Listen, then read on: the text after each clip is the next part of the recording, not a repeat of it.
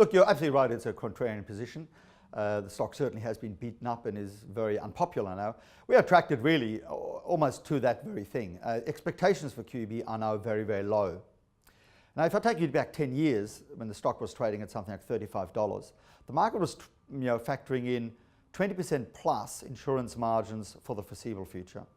Today, the market is expecting sub 10% insurance margins for the foreseeable future.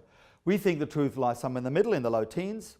So we do think that long-run profitability should be higher than the market now expects following some of these disappointments.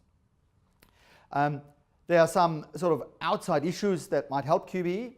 In particular, QBE has suffered from, firstly, a very long drawn-out decline in premium rates around the world. And in the third quarter of 2017, we saw some very major catastrophe events in the US, in Puerto Rico, which cost the industry about $135 billion US, which is a very significant 13% odd of the total $1 trillion of insurance capital that covers those sort of risks in North America. So for the first time in many, many years, we are not seeing perhaps a hard market, but we're seeing some increases in premium rates around the world, which is certainly an incremental positive. We spoke a little bit earlier about the interest rate differential between the US and Australia, and about the fact that if there was a large gap, the transmission mechanism would be through the currency.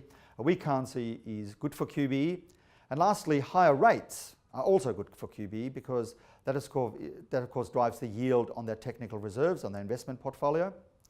And because QBE is in fact positioned short, it is actually a net benefit to the capital and earnings of the group, unlike for the North American insurers who do not discount liabilities, and for them they report a loss when that bond portfolio goes down in value.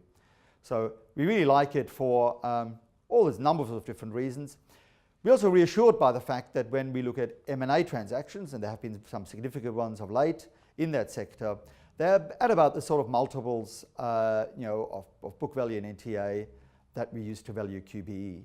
We don't own QBE for the M&A potential, but it's always reassuring to see actual market transactions at the prices that you think are sensible.